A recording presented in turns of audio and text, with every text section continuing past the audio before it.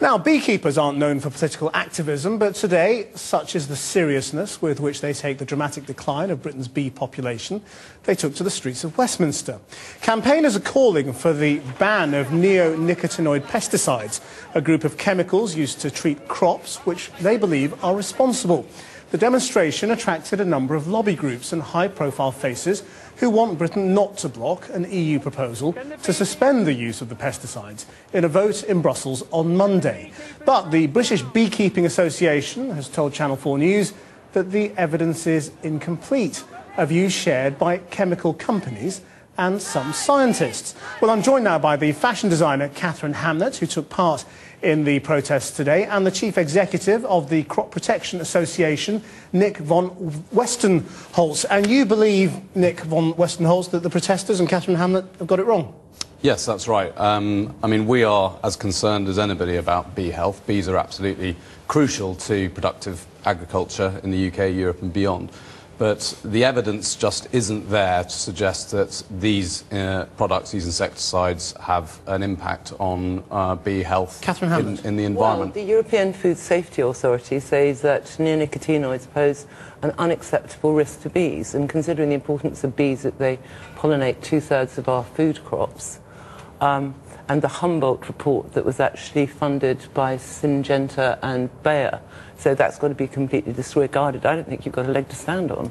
Well, Sir Mark Walpott, the chief scientist for the UK government, wrote today in the FT that the calls for a ban should be resisted and that the calls are based on a misreading of the current evidence, and that's right. Nonsense. 71% of people in this country want a ban, and I understand from today that Hungary has ganged up with the UK to propose an amendment that allows limited routes. But public opinion isn't necessarily the best arbiter, is it? I mean, this should be based on science, well, if the EU and the European Food Safety Authority, who are normally pretty right-wing on the side of big business, say that there's an unacceptable risk, I think we have to take it very seriously. I guess they might dispute the description, but yes, I mean, I'll answer the point. Well, you pointed out in your introduction that the British Beekeepers Association, they are not persuaded by the evidence. A number of people within the scientific community are not persuaded by the evidence.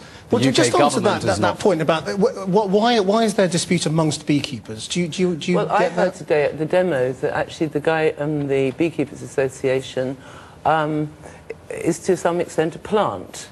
I haven't got any further information on this, but apparently that he is, engaged in some kind of activities. Well, that's obviously quite a serious allegation, and he's not here to defend himself. So let's not pursue that, because I'm sure he would deny any suggestion that he was a plant. But just in terms of, what you think the balance is. I mean, what's more important? If there is an impact, however big or small, on bee population, is agriculture and the economic impact more important than bees?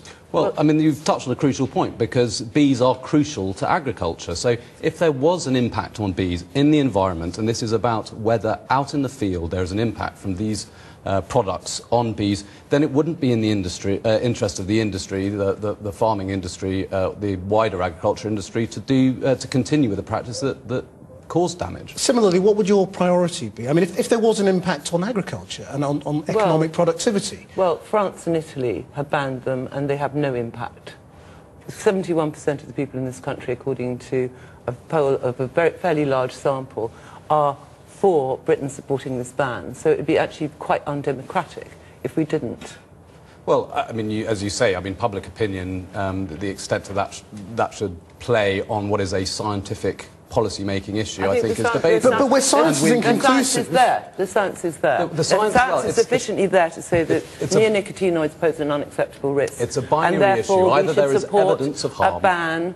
It's only a moratorium, it's not a total ban, it's not a ban on all of them, but we should support this moratorium until we have more scientific evidence. If you take the cost of hand-pollinating, as they have to do in China, there's 40,000 people involved in hand-pollinating because they've managed to exterminate the bees in a certain region. If you add that to the cost of food, it's going to put the price of food up enormously. If these products are taken out of the market, then that is going to have a serious impact on food production in the UK and on cost of food. We must leave it there. Thank you both very much indeed. Tonight